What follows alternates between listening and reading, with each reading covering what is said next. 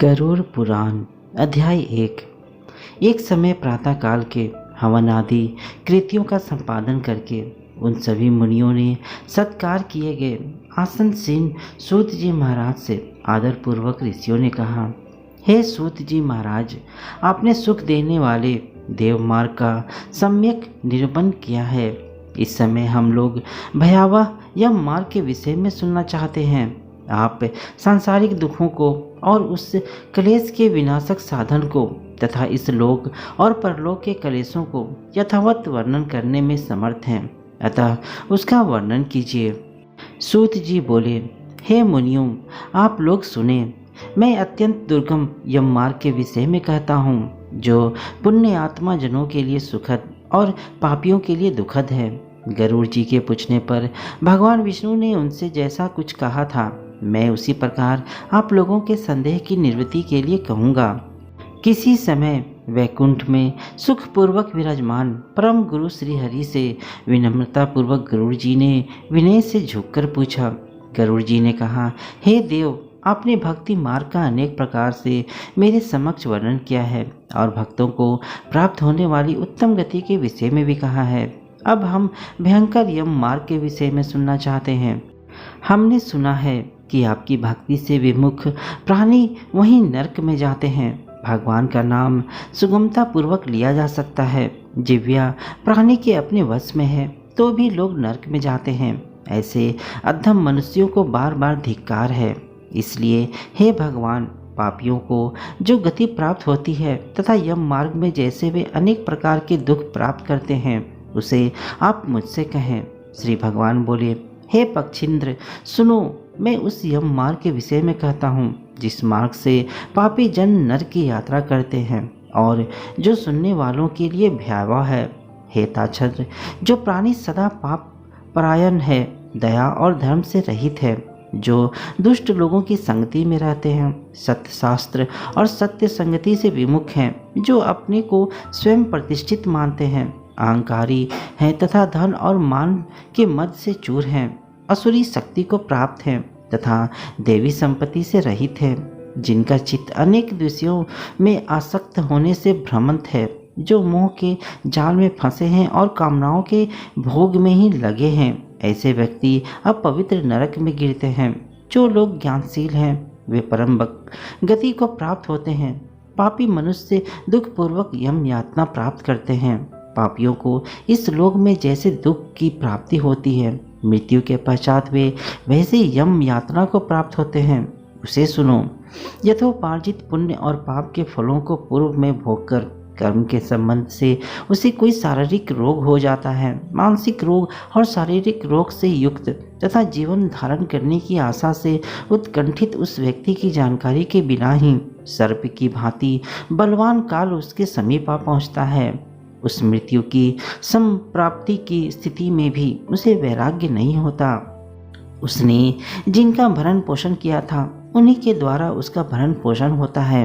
वृद्धावस्था के कारण विकृत रूप वाला और मरणाभिमुख वह व्यक्ति घर में आवना पूर्वक दी हुई वस्तुओं को कुत्ते की भांति खाता हुआ जीवन व्यतीत करता है। वह रोगी हो जाता है, उसे मंदाग्नि हो जाती है और उसका आहार तथा उसकी सभी चेष्टाएं कम हो जाती हैं।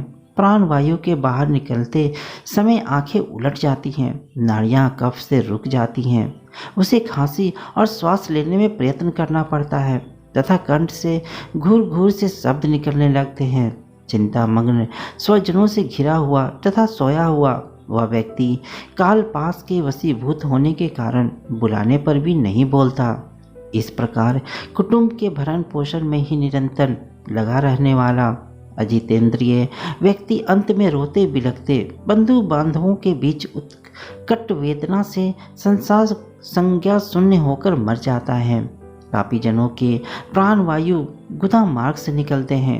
उस समय दोनों हाथों में पास और दंड धारण किए नग्न दांतों को कटकटाते हुए क्रोधपूर्ण नेत्र वाले यम के दो भयंकर दूत समीप में आते हैं। उनके केस ऊपर की ओर उठे होते हैं। वे कौवे के समान काले होते हैं और टेढ़े मुख वाले होते हैं।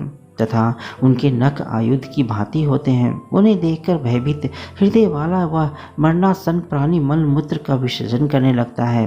अपने 5 भौतिक शरीर से हाय हाय करते हुए निकलता हुआ तथा यमदूतों के द्वारा पकड़ा हुआ वह अंगुष्ठ मात्र प्रमाण का पुरुष अपने घर को देखता हुआ यमदूत के द्वारा यात्रा देह से ढककर गले में बलपूर्वक पासों में बंधकर सुदूर यम मार्ग यात्रा के लिए उसी प्रकार ले जाया जाता है जिस प्रकार राजपुरुष दंडनीय अपराधी को ले जाते हैं।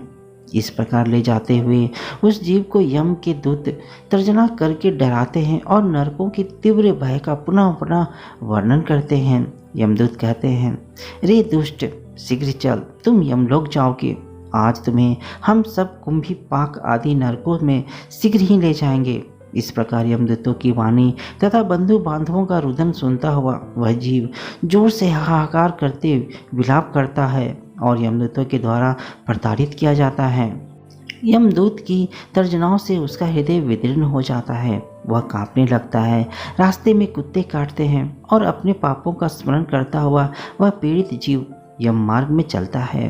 भूख और प्यास से पीड़ित होकर सूर्य दयाग्नि और वायु की झोंकों से तृप्त होते हुए यमदूतों के द्वारा पीठ पर कोड़े से पीटे जाते हुए उस जीव को तपी हुई बालुका से पूर्ण तथा विश्राम रहित और जल रहित मार्ग पर असमर्थ होते हुए भी बड़ी कठिनाई से चलना पड़ता है।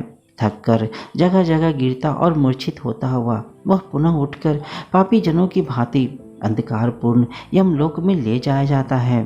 2 अथवा 3 मुहूर्त में वह मनुष्य वहां पहुंचाया जाता है और यमदूत उसे घोर नरक यातनाओं को दिखाते हैं। मुहूर्त मात्र में यम को और नारकीय यातनाओं के भय को देखकर वह व्यक्ति यम की आज्ञा से आकाश मार्ग से यमदूतों के साथ पुनः मनुष्य लोक में चला आता है। सैकड़ों करोड़ कल्प बीत जाने पर भी बिना भोग किए कर्म फल का नाश नहीं होता और जब तक वह पापी जीव यातनाओं को भोग नहीं कर लेता तब तक उसे मनुष्य शरीर भी प्राप्त नहीं होता। हे पक्षी, इसलिए पुत्र को चाहिए कि वह 10 दिनों तक प्रतिदिन पिंडदान करे। हे पक्षी श्रेष्ठ, वे पिंड प्रतिदिन 4 भागों में विभक्त होते हैं।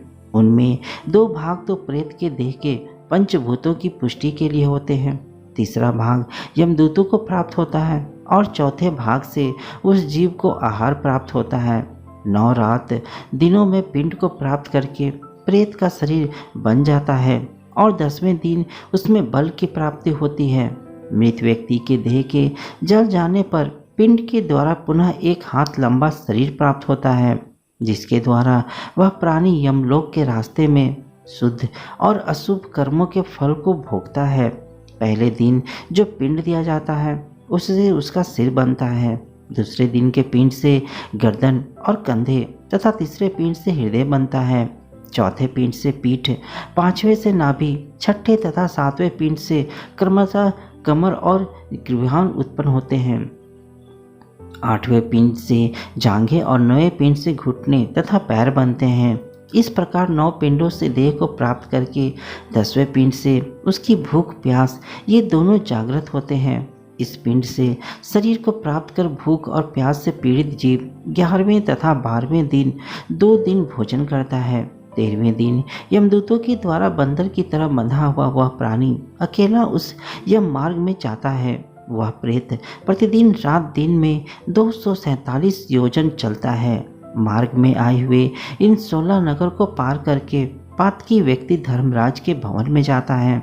16 नगर इस प्रकार हैं: सौम्यपुर, सौरीपुर, नगेंद्र भवन, गंधर्वपुर, शैलागम, क्रौंचपुर, क्रूरपुर, विचित्र भवन, ब्रह्मापदपुर, दुखदपुर, नानाक्रंदपुर, सुप्त भवन, रौद्रपुर, पयोवर्षनपुर, सीताढ़यापुर, बहुभीतिपुर को पार करके इनके आगे यमपुरी में धर्मराज का भवन स्थित है।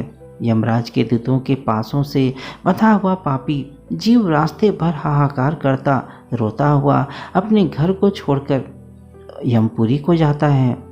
इस प्रकार गरुड़ पुराण के अंतर्गत सरोद्वार में पापियों को इस लोक तथा परलोक के दुख का निरूपण नामक पहला अध्याय पूर्ण हुआ।